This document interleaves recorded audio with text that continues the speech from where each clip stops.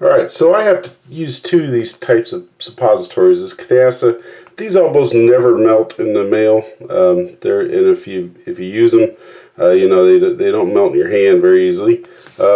These Proctocort, however, these melt in your hand pretty easy and melt in the mail. And what happens is they end up melting and have a void. And sometimes it's in the back, sometimes it's in the front, sometimes it's in the middle. But at any rate, it's supposed to be solid, except for the end. That way you can get a hold of it with your finger and insert it. And when they do this, they are a pain in the ass to insert, or you have to use some sort of applicator tool. At any rate, so we're going to try to put these in some warm water and see if we can get them back to the form that they belong in. Alright, so what I got here is I got it's actually a key holder, octopus key holder. That holds those suppositories upright, and but they float, and so I've put a comb on there, which is attached as well, and kind of balanced it to where it is neutral position, so that it keeps those underwater. And then of course the sink is full of hot water right out of as hot as it'll get out of the water heater. And then once that's set for a while, we'll take it out, let it cool, and then check and see if that repairs those suppositories. Alright, so these are the ones that we put in the water. They feel like they're in the right shape now. The void feels like it's here on the end. I'm going to open them up and see how well this worked, and if it worked well, then I can fix all my other ones.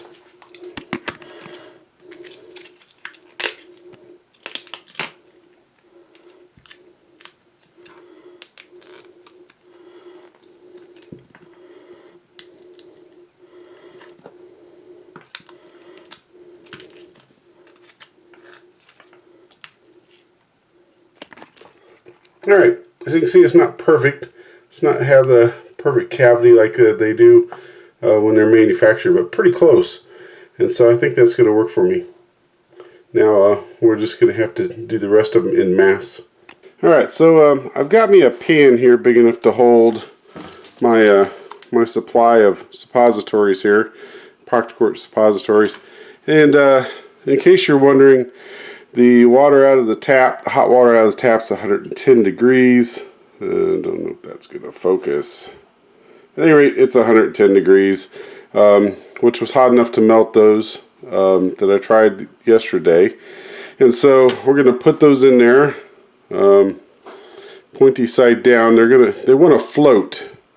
And I don't have to worry about trying to get them to stand upright because I got a rubber band around them, so they're all oriented the right way.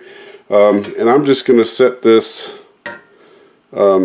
strainer on top of it to keep them down in the water, and hopefully that will fix everybody, and I'll be much happier about that. Alright, so when I have these rubber banded together, you can see there's not a lot of area in between these things, and so the little bit of hot water that was able to get up in there just wasn't enough to melt them. The ones on the outside reformed okay, but the ones on the inside did not.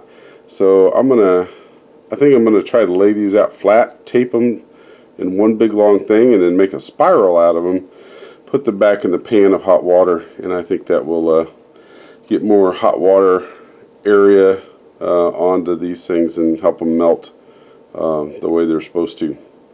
Because again, just that hot water, just a little bit of hot water that can squeeze in there, just is not enough heat mass to melt the mass of this stuff here. So readjust and overcome.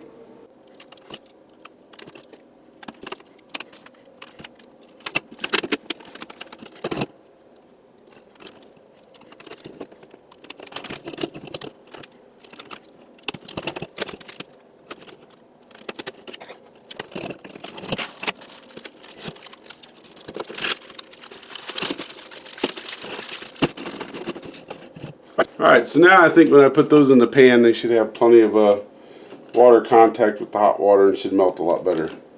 Alright, so attempt number 2.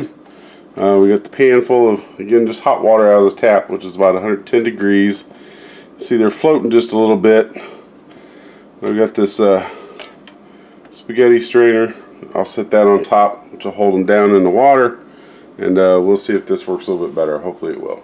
Alright, so I discovered that even though I get the water hot enough to kind of melt these, I don't think it was being viscous enough to let the air bubbles float up to the top.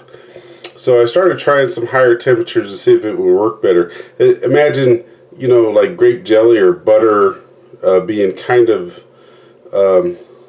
viscous, but not enough to let an air bubble float up. So I think that was my problem at 110, probably even 120 degrees. But I tried it at 130. These had air bubbles in the middle that you could feel. And so I'm going to open one of these up. These were at 130 degrees water bath, and I think these are going to work pretty good.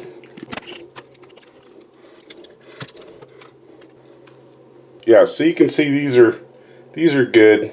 Good enough. It got rid of the bubble in the middle, so 130 degrees is going to be good. Now, before I tried the 130, I tried 150, and this just ruined them. So 150 degrees is too hot. It just leaked out and got on the packages, and now they're ruined. So do not go to 150, but 130 seems to do the trick. So darn it.